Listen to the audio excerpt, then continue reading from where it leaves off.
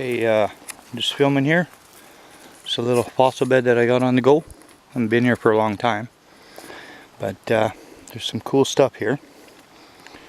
Ultimately, what is here that I think is cool that I'm making the video for is a giant snail. And it's kind of hard to tell that it's a giant snail. It's most likely just going to look like a rock to most of you. But if anybody's into ammonoids and ammonites, then you're going to see, like here's an example of a rock. This is fractured here. This piece here goes up there. You look at that. And when you look in here now, you can see the slight concaveness right here. Well, that piece right there is actually a section. And this fossil bed's falling apart, but if you look up here a little bit farther, here's another piece that's going to have the same kind of features on it, and on and on and on. But and here's another one. Now this one here, actually, all three of these pieces here are giant sections of an ammonoid. I could show you with a small ammonoid exactly what I'm talking about, but at the moment I don't have one, so I'm not going to. Just speculating right now that these rocks right here are part of a ballast system for this thing here, if it is indeed what my conjectures are. But here's another section, and then here is that concaveness section. This one here has got some more of them.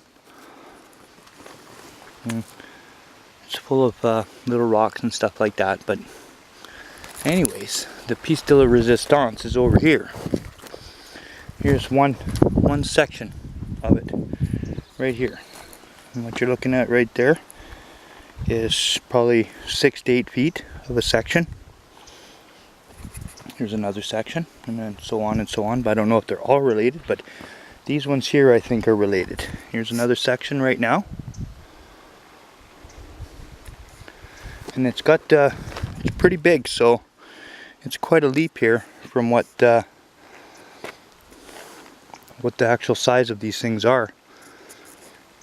But I think here right now I'm standing on a section that's kind of fallen apart and come out of disrepair or whatever. But here you can see that concaveness again, right here, all along here. It's coming along, and there's an outer edge. I don't know.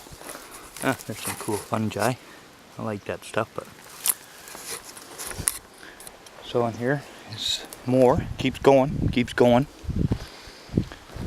These sections here. One thing that I'm going to look into right now that I haven't thought about it before, and that is the rocks inside of it as a ballast system. And if I find out that that is the case, then I'm going to say that I'm 100% sure what I'm looking at is what I think I'm looking at. Here's another section. And they're buried and covered in moss and grass and stuff. They're like supposedly 285 million years old, so that makes perfect sense. Here's some more pieces. I don't think people even have a clue, like that have been piling this up here, what they're looking at, just because they're such big pieces. Here's little sections. You see these little fine layers in between. They've actually been making roads out of this stuff here for years. That's actually how I found my first fossil up in this area, was having a whiz out hunting one day. And so it began. Anyways, so here I am. There you can see very well defined section here. The joint. Here we are. Looking up like that. Here. See the roundness and so on and so on. Like, I'm talking 20 or 30 times the size of what the biggest one that they know about right now.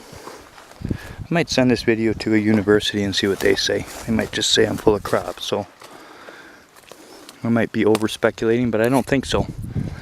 I found these fossils in this configuration before in the past. Not of this epic size here, but anyways. fungi. Is that a powder puff? Oh. It's probably edible. Anyways, I'm gonna look into the ballast system on these.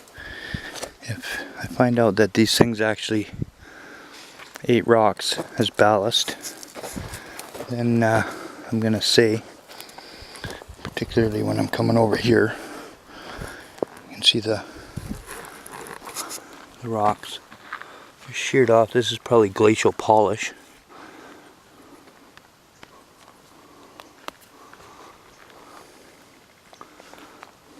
I don't have any hammers here. I'm just out showing my buddy Trevor.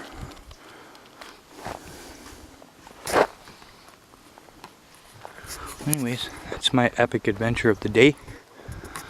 The Leviathan of ammonoids.